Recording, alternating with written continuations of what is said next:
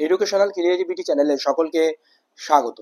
NIS D.El.Ed ক্যান্ডিডেটরা যারা মূল মামলাকারীরা supreme কোর্টে দ্বারস্থ হয়েছে, তো বিষয়টি পরিষ্কার করে নিতে হবে যে তারা কেন দ্বারস্থ হয়েছে। কারণ সুপ্রিম কোর্টে দেবাশিস দলুই নামে একজন মূল পিটিশনারও দ্বারস্থ হচ্ছে, আর এদিকে কৌশিক দাস, দুটো বিষয় ক্লিয়ার করে নিতে হবে।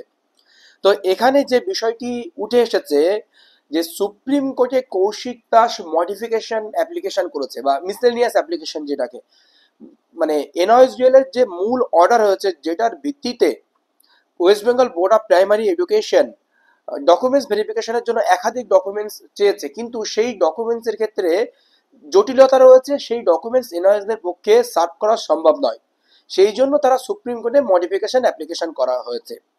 কিন্তু এখানে যারা নন পিটিশনার বা পিটিশনার হয়নি মূল মামলায় বা কলকাতা হাইকোর্টে, তাদের সঙ্গে এই মামলার কোনো রিলেশন নেই। এই মামলার অর্ডার যদি আসে, যারা পিটিশনার হয়নি তারা যদিও সুযোগ পায়, তাদের ক্ষেত্রেও সুবিধা হলো, কারণ এটা ডকুমেন্টস দেওয়া শিথিলতা হবে, শিথিল হয়ে যাবে। যে ডকুমেন্টস যে ভার রয়েছে, যে ট্যাক্স সার্টিফিকেট দেওয়া, ইনকাম ট্যাক্সের ব্যাপার রয়েছে, অনেক জটিলতা রয়েছে, পে ব্যাংক, পে স্কেল, এইগুলোর সমস্যার সমাধান হবে।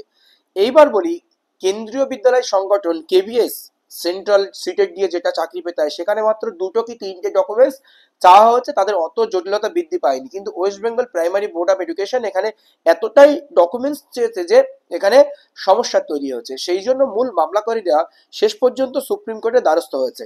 যে এই বিষয়টি কি রয়েছে, সুপ্রিম কোর্টের লাইভ ওয়েবসাইট থেকে আপনাদের দেখাবো, কবে হিয়ারিং রয়েছে, কারা গিয়েছে, কোন বেঞ্চে হিয়ারিং রয়েছে, সবকিছু ক্লিয়ার করে আপনাদেরকে কিন্তু দেখাবো। আবারও একটা জিনিস আপনাদেরকে পরিষ্কার করি, এটার সঙ্গে যারা নন পিটিশনার তাদের কোনো রিলেশন নেই, কিন্তু রিলেশন আছে। যদি এই অর্ডার কপি যদি আবার মডিফিকেশন হয়ে আসে, যে ডকুমেন্টসের যে ভারটা রয়েছে সেই ভারটা যদি শিথিল হয়ে আসে, তাহলে যারা নন পিটিশনার রয়েছে, যারা হাইকোর্টের মামলায় যুক্ত হচ্ছেন, তাদের ক্ষেত্রেও সুবিধা।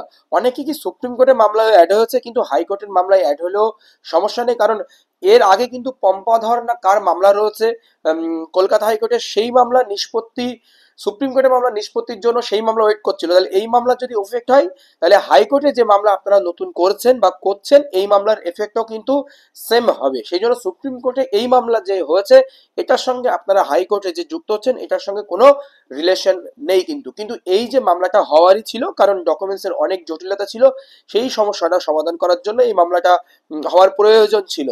তো যাই হোক, পরবর্তী আপডেট আমরা লাইভ আমরা দেখে নেবো। চলো, ওয়েবসাইটে আমরা চলে এলাম। এখানে দেখতে পাচ্ছেন serial number 1, diary number 31/31/4/2025, case number MA application, মানে মিসলেনিয়াস অ্যাপ্লিকেশন, যেটা মূল যে রায় হয়েছে সেটা মডিফিকেশন চেয়ে কোর্টে দ্বারস্থ হয়েছে। পিটিশনার নেম, যে মূল মামলা যে পিটিশনার ছিলেন কৌশিক দাস, উনি এখানেও পিটিশনার, কারণ ওনার মামলার উপরে ভিত্তি করে করা হয়েছে, সেই জন্য উনি পিটিশনার। কারণ পশ্চাৎ যে লিস্টটা প্রকাশিত করেছে 1200+, সেখানে দেখবেন প্রথমেই নাম রয়েছে কৌশিক দাসের। Respondent name the state of West Bengal, status pending রয়েছে। তো এবার আমরা দেখে নিই স্ট্যাটাস কোথায় হিয়ারিং বা কবে হিয়ারিং। সেকশন এক্সবিআই আমরা যদি দেখি, 2:29 PM 3/6/2025 এই ফাইলটি কিন্তু হয়েছে, কারণ এই মাসের 3 তারিখে এই ফাইলটি হয়েছে 2:29-এ। তো কেস নাম্বার এমএ অ্যাপ্লিকেশন আপনারা দেখতেই পাচ্ছেন, সিএনআর নাম্বারও পড়ে গেছে, যেহেতু এটা কারেন্ট বেসিস, সেই জন্য সামার ভ্যাকেশনের মধ্যে এই মামলা কিন্তু শুনানি হবে।